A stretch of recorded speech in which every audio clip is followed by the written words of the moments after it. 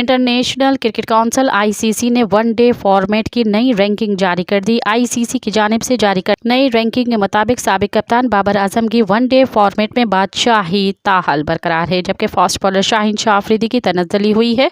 Batters की ranking में बाबराअज़म की 795 रेटिंग पॉइंट्स के साथ पहली पोजीशन पर काबिज है, जबकि उनके अलावा कोई पाकिस्तानी टॉप 10 में शामिल नहीं।